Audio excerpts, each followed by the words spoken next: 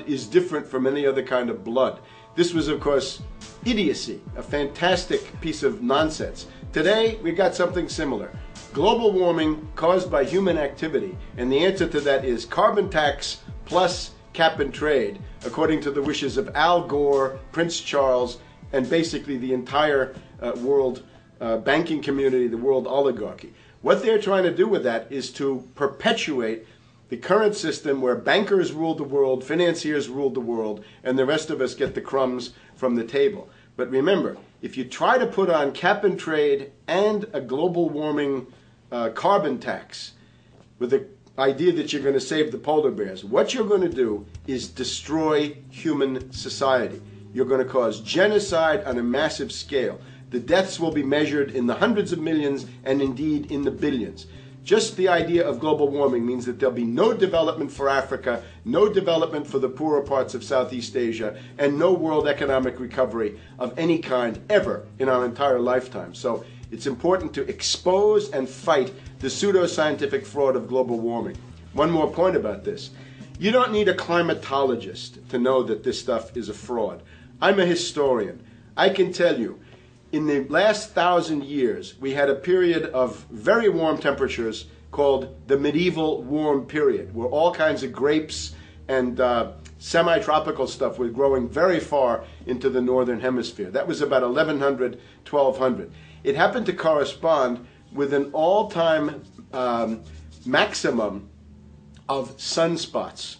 Right now, we can say that we're going into another maximum period where there'll be some warming, but we're well within the limits of the medieval warm period.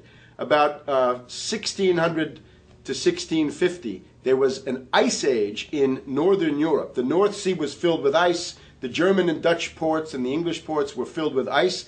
That corresponds to an all-time minimum of sunspot activity, the Spörer minimum and the Maunder minimum. So this has largely got to do with solar activity. We can see that other planets, not just the Earth, are warming slightly as a result of increased solar activity. But we're well within the minimum. So what the oligarchs claim to be an open and shut scientific case is a piece of pseudoscientific nonsense, and it should be rejected.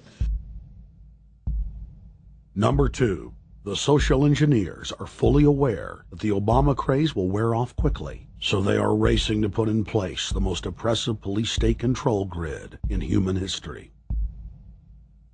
20,000 battle-hardened regular Army troops are now being deployed to patrol the streets of the United States.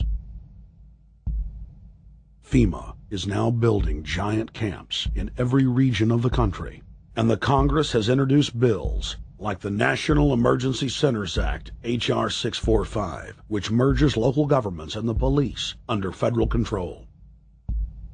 And as we all know that have watched these things, they're ready for the riots. With these detention centers that are being opened up around the country, with state police training for riot control in the event of economic calamity and food riots, they know what's going on and they're prepared for it. So people better also prepare for it themselves. Anyone that's not prepared for what's going to happen, they deserve what they get, because there's enough information out there pointing to the problems, and they should take all precautionary actions. Next, Obama ordered the Defense Department to issue DoD Directive 1404.10, establishing a 1 million person civilian army under his control. Simultaneously, Obama launched USAService.org. The new website deceptively masquerades as a federal agency, but in reality is a recruiting tool building a separate, completely private army outside of government that takes orders directly from Obama's controllers. Barack Obama has refused to rescind Presidential Decision Directive 51, signed by George W. Bush. The directive plainly states the president is a dictator and that Congress is ceremonial. We cannot continue to rely only on our military in order to achieve the national security objectives that we've set.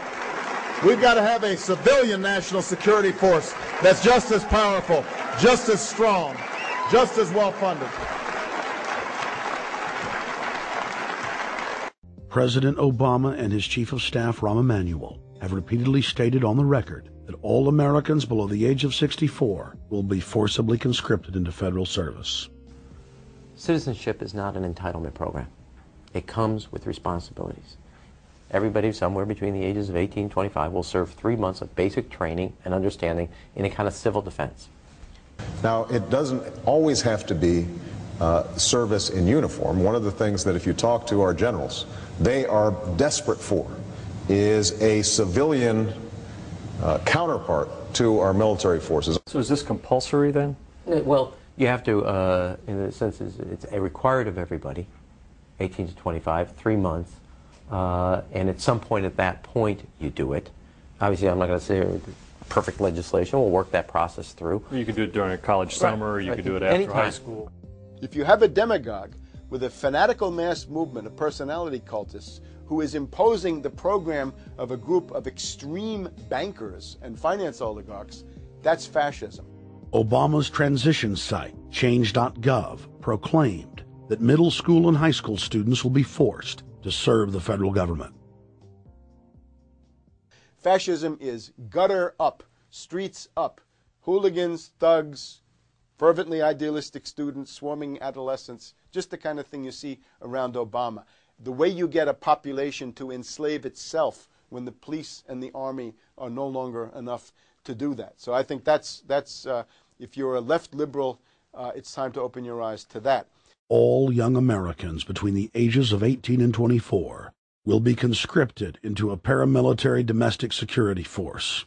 If Obama has his way, adults and seniors will also be forced into other forms of service for the betterment of the homeland. Number 3, disarming the American people. Obama operatives in the Congress have introduced more than 10 bills that would end the Second Amendment as we know it. H.R. 1022 would allow the new Attorney General Eric Holder the dictatorial power to ban any gun he wishes at will. In 2008, before the Supreme Court, in the D.C. gun ban case, District of Columbia versus Heller, Holder argued for the complete disarmament of the American people and that only the military should own firearms. H.R. 257 would ban all youth shooting sports, including YMCA and Youth Olympic shooting clubs. H.R. 45 would force all gun owners to undergo federal psychological screening, registration, and testing to keep their firearms. White House Chief of Staff Rahm Emanuel has proposed the extrajudicial banning of any American on the fraudulent no-fly list from owning any firearm. That is, if you are on the no-fly list because you are known as maybe a possible terrorist, you cannot buy a handgun in America. Over 25,000 Americans are added each month to the no-fly list, which numbers over 1 million people who have not been charged or convicted of any crime. It's a case of mistaken identity for a 5-year-old boy from Normandy Park. He had trouble boarding a plane because someone with his same name is wanted by the federal government. King 5's Mimi Jung is live at SeaTac Airport to explain. Mimi. Lori, it's hard to believe that a 5-year-old could be considered a threat, but that's exactly what happened here at SeaTac last week when Matthew Gardner showed up for a flight to LAX. As 5-year-olds go, Matthew Gardner is about as harmless as you can get. But when he and his mom checked in for their flight at SeaTac last week, Matthew was considered the criminal. If you're on that no-fly list, your access to the right to bear arms is canceled because you're not part of the American family. You don't deserve that right. There is no right for you if you're on that terrorist list. And even though this Matthew Gardner is only in kindergarten, TSA workers still conducted a full-blown search. They searched all of our belongings. They took everything apart piece by piece. Nadia Counter says it wasn't easy being treated as a possible threat to national security. I picked up my child to give him a hug and tell him, it's okay, we're doing fine. And they reported to me that I was not allowed to touch him. He was a security risk, and they had to re-search me to make sure that I had not obtained any materials from him. Number 4, massive restrictions on the First Amendment guarantee of free speech. The President, Congress, and the FCC have announced plans to not only curtail speech on talk radio and newspapers, but to also